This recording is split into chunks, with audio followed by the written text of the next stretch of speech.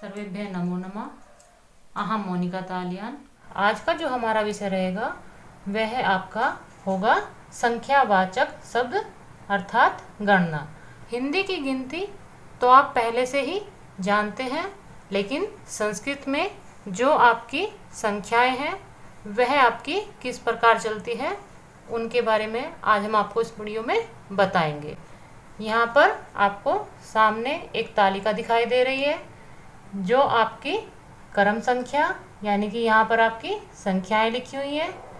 यहाँ पर आपके संख्यावाचक उनको हम संस्कृत में हम इन्हें किस प्रकार लिखते हैं यह आपके संख्यावाचक शब्दों में लिखा हुआ है। यहाँ आपका हिंदी अर्थ है और यहाँ पर आपका अंग्रेजी अर्थ है। हिंदी और अंग्रेजी के अर्थ को आप पहले से ही जानते हैं। यहाँ पर हम संस्कृत में जो आपकी संख्याएं होती हैं उनके बारे में बात करेंगे। यहाँ पर आपको एक एक एक, यहाँ पर आपको एक 3 बार दिखाई दे रहा है, ऐसे ही आपको 2 3 बार दिखाई दे रहा है और आपका 3 और 4 भी आपको 3 3 बार ही दिखाई दे रहा है। इस कारण है कि जो संस्कृत में संख्याएं होती हैं वह आपकी 1 से लेकर 4 तक वह आपके पुल्लिंग, स्त्रीलिंग और नपुंसकलिंग तीनों ही लिंगों में चलती हैं। पहले हम अपनी 1 से 4 तक की संख्याएं देख लेते हैं क्योंकि इनमें ही आपकी भिन्नताएं हैं। 4 से बाद की जो संख्याएं हैं वह आपकी सभी तीनों ही लिंगों में एक समान चलती हैं। यहाँ पर हम पहले अपनी 1 से 4 तक की संख्याएं देख लेते हैं। एकः यह आपका पुल्लिंग में है, एकम आपका नपुंसकलिंग में और एका आपका स्त्रीलिंग में। इसी प्रकार आपका 2 पुल्लिंग में, द्वे स्त्रीलिंग में और द्वे नपुंसकलिंग में है। 3 को देखेंगे, त्रिय पुल्लिंग में, त्रियस्त्र स्त्रीलिंग में और त्रीणि नपुंसकलिंग में। 4 को भी हम देख लेते हैं, चत्वारः पुल्लिंग में, चतस्त्र स्त्रीलिंग में और चत्वारि आपकी नपुंसकलिंग में। 4 तक संख्या देखने के बाद आप उससे आगे की संख्याएं देख लीजिए कि वह आपकी किस प्रकार चलती हैं। इसके आगे गणनावाचक शब्द सभी लिंगों में एक समान चलते हैं। कहने का यहाँ पर अर्थ है कि 4 से आगे जो आपकी संख्याएं होती हैं वह तीनों ही लिंगों में एक समान चलती है। जैसे आपका पंच, पंच शब्द है आपका, यह आपका तीनों ही लिंगों में एक समान चलेगा। पंच को आप इस प्रकार भी लिख सकते हैं और ऐसे भी। 6 है आपका षट, 7 सप्त, 8, 8 को आप अष्टौ और अष्ट दोनों ही रूप में लिख सकते हैं। 9 9 10 10। यहाँ पर आपकी 1 से 10 तक की संख्याएं पूर्ण होती हैं। आप इनका अभ्यास कीजिए। इस चित्र के माध्यम से हम आपको संख्याओं के भेद और भी आसानी से समझाने का प्रयास करेंगे। चलिए हम देख लेते हैं कि आपका एकः, एका और एकम यह आपके किस प्रकार प्रयोग होते हैं।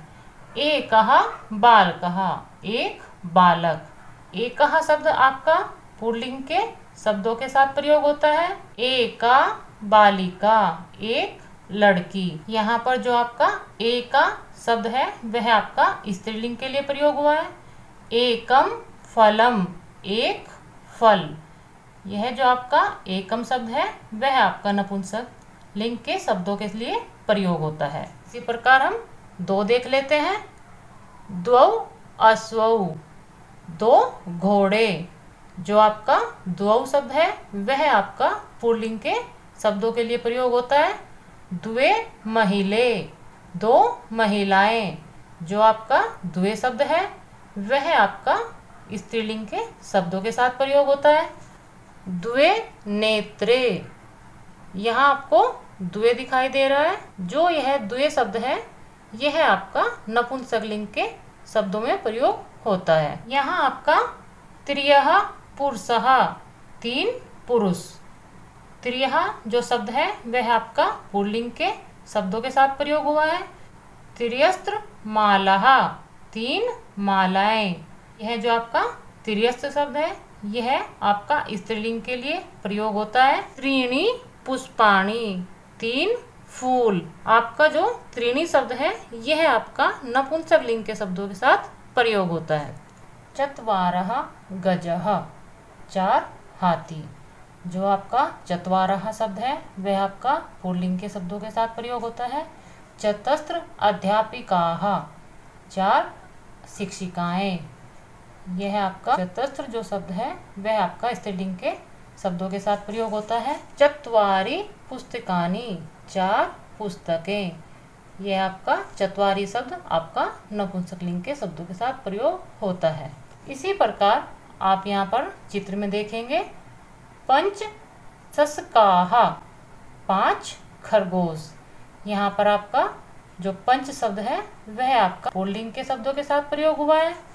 पंच चटकाः, 5 चिड़ियाएं। इसी प्रकार आपका पंच स्त्रीलिंग के लिए भी प्रयोग हुआ है। पंच वस्त्राणि, 5 वस्त्र। और पंच आपका वस्त्राणि नपुंसकलिंग शब्दों के लिए भी प्रयोग हुआ है। यहाँ पर आपने ध्यान दिया होगा कि पंच, पंच, पंच तीनों ही लिंगों में समान है। इनको हम इस तालिका के माध्यम से और भी आसानी से समझ सकते हैं। अत्र वयम पश्यामः यत्, हम यहाँ पर देख रहे हैं कि संख्या पदेषु 1, 2, 3, 4, यह जो आपकी संख्याएं हैं, इति संख्या पदानाम लिंग अनुसारम भिन्नानि रूपाणि भवन्ति। 1 से 4 तक की जो आपकी संख्याएं दी हैं वह आपकी लिंग के अनुसार भिन्न भिन्न रूपों में होती है। यह आपकी तालिका दी हुई है आपको समझाने के लिए। यहाँ पर आपकी संख्याएं लिखी हुई हैं। यह है आपका पुल्लिंग के शब्द हैं, यह है आपके स्त्रीलिंग के, और यह है आपके नपुंसकलिंग के शब्द। आप इस तालिका के माध्यम से एक बार दोबारा देख लीजिए। एकः, 2, 3, 4, यह जो आपके शब्द होंगे वह आपके पुल्लिंग में आएंगे। एका, 2, 3, 4, यह आपके स्त्रीलिंग में आएंगे। और एकम, 2, 3, 4, यह आपके नपुंसकलिंग के शब्दों के साथ आएंगे। इनसे अलग जो आपकी संख्याएं होंगी वह सभी लिंगों में समान ही चलेंगी, चाहे आपका शब्द पुल्लिंग का हो, स्त्रीलिंग का या फिर नपुंसकलिंग का, उनमें आपकी कोई भी भेद नहीं होगा। जैसे आपका पंच, पंच, पंच, तीनों ही लिंगों में आपका पंच शब्द आया हुआ है, यहाँ पर कोई भी भेद नहीं है। उम्मीद है आप अपनी 1 से 10 तक की संख्याएं अच्छी प्रकार सीख चुके हैं। अब हम अपनी 10 से आगे की संख्याएं देख लेते हैं। यहाँ पर आपकी संख्याएं लिखी हुई हैं।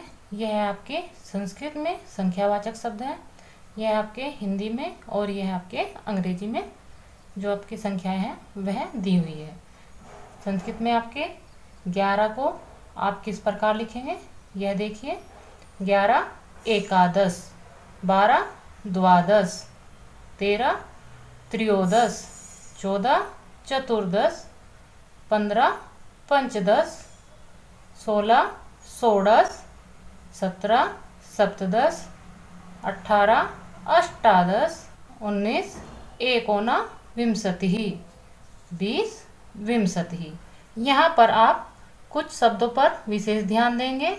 सामान्य रूप से आपकी सभी संख्याएं समान हैं जो आपने 1 से 10 तक सीखी हैं, लेकिन आपका जैसे 16 पर आप विशेष ध्यान देंगे। यह शब्द आपकी संख्याओं से थोड़ा भिन्न है। और आपका 19 भी आपका सामान्य संख्याओं से थोड़ा भिन्न है। इन 2 शब्दों पर यदि हम ध्यान देते हैं, अन्य शब्द हमारे बहुत ही आसानी से याद हो जाएंगे। जैसे एकादश 1 और 10, द्वादश 2 और 10, त्रयोदश 3 और 10। तो यहाँ पर आपको दिखाई दे रहा है जो हमने अपनी 1 से 10 तक संख्याएं की हैं वही आपकी यहाँ पर प्रयोग हुई हैं। लेकिन 16 में आपका जो शब्द बनेगा वह बनेगा षोडश, और 19 में आपका शब्द बनेगा एकोनविंशति। इसका अर्थ है 1 नहीं 20, यानी कि 20 में 1 नहीं है। तो जब आपका 20 में 1 नहीं होगा तो वह बनेगा आपका 19। विंशति ही पे आपके विसर्ग आ जाते हैं, तो एकोनविंशति पे भी आप विसर्ग का प्रयोग करेंगे, और 20 पर भी आप जो आपका विंशति शब्द लिखा हुआ है उस पे भी आप विसर्ग का प्रयोग करेंगे। 1 से 18 तक आपकी जो संख्याएं हैं उनमें आपके विसर्ग का प्रयोग नहीं होता। एकोनविंशति से लेकर आपके अष्टाविंशति तक सभी संख्याओं में आपकी विसर्ग आएंगे। तो हम अपनी आगे की संख्याएं देख लेते हैं। 21 एकविंशतिः, 22 द्वाविंशतिः, 23 त्रयोविंशतिः, 24 चतुर्विंशतिः, 25 पंचविंशतिः, 26 षड्विंशतिः, 27 सप्तविंशतिः, 28 अष्टाविंशतिः, 29 एकोनत्रिंशत्, 30 त्रिंशत्। यहाँ पर आप देखेंगे कि इन्होंने 29 को एकोना त्रिंशत् लिखा है, जिसका अर्थ है 30 में एक नहीं है। जब आपका 30 में एक नहीं होता है तो आपकी संख्या बनती है 29। तो आप इसका ध्यान रखेंगे। कक्षा 7 में आपको 1 से 30 तक सभी संख्याएं याद करनी है और बार बार इसको लिखने का अभ्यास करना है। आप इनका अभ्यास कीजिए। लिखकर जितना आप अभ्यास करेंगे वह आपके लिए ज़्यादा अच्छा होगा, क्योंकि संस्कृत लिखने में आपके लिए थोड़ी कठिन हो सकती है। आप उसका लिखकर अभ्यास कीजिए। मिलते हैं आपकी अगली व्याकरण की वीडियो में। सर्वेभ्यः नमो नमः।